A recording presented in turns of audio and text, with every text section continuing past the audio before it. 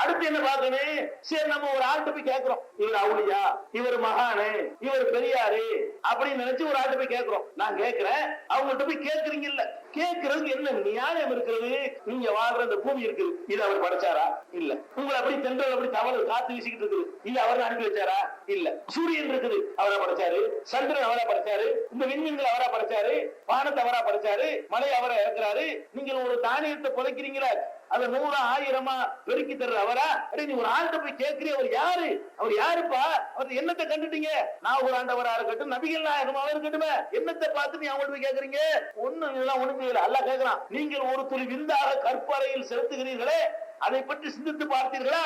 அதை நீங்கள் படைத்தீர்களா, நாம் படைத்தோமா? ஏண்டா ஒரு துளி விந்தத்தான செலுத்தின, இவ்வளவு பெரிய உருப்படியா வெளியே கொண்டாந்து போட்டது யாரு? நீனா நானா? அல்லாஹ் கேட்கிறான். நீங்கள் பயிரிடுகிறீர்களே, அதை பற்றி சிந்தித்து பார்த்திருக்கிறீர்களா?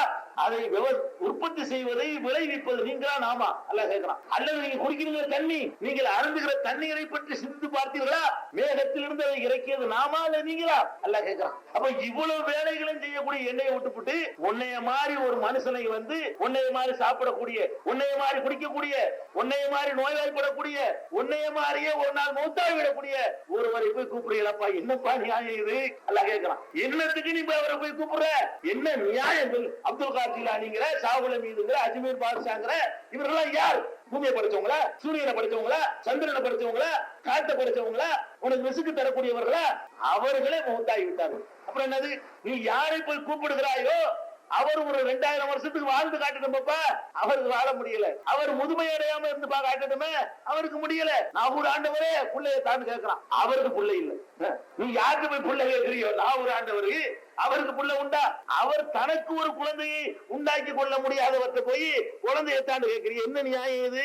அப்படி அல்ல இலாக்கா பிரிச்சு நல்லா சொல்றானா குரான்ல? புள்ள கொடுக்கிறது இவரு, மழை கொடுக்கிறது அவரு, செல்வத்தை கொடுக்கிறது இவரு, விசா கொடுக்கிறது இவரு, பாஸ்போர்ட்டுக்கு அவருன்னு சொல்லிருக்கிறானா? நீ எப்படி முடிவு பண்ற? பார்த்தா தஞ்சாவூர் மாவட்டத்துக்கு போனீங்கன்னா ஒவ்வொரு டியூட்டிக்கும் ஒரு அவுளியா வச்சுக்கலாம். பாஸ்போர்ட் அவுளியா ஒண்ணு, விசா அவுளியா ஒண்ணு, பைத்தியத்துக்கு ஒரு அவுளியா, பணக்காரனாக்கு ஒரு அவுளியா, புள்ள கொடுக்கறதுக்கு ஒரு அவுளியா, புள்ள வேண்டாம் பாப்பா ஊருக்கு போ, பைத்தியம்னா ஏர்வாடிக்கு போ, இப்படின்னு சொல்லி ஒவ்வொரு டிபார்ட்மெண்டா பிரிச்சு வச்சுட்டாங்க. அல்லாஹ் என்ன செய்யல? ஒரு டிபார்ட்மெண்ட் பிரிச்சு கொடுக்கல. ஏன் பிரிச்சு கொடுக்கலாம?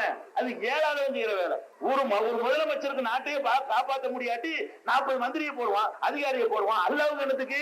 அவன் எல்லாத்தையும் கண்காணிக்கக்கூடியவன். எந்த இலாக்காவையும் எங்கேயும் பிரிச்சுலாம் கொடுக்கல, எல்லாம் தன் கையில வச்சுக்கிறான். அல்லாஹ் குல்லி செய்யும் கதீர், அனைத்தின் மீதும் ஆற்றல் பெற்றவனாக அவன் தான் இருந்து கொண்டிருக்கிறான். எல்லாத்தையும் தன் கைவசத்துல வைத்துக் கொண்டிருக்கும் பொழுது என்னது கேட்கிற?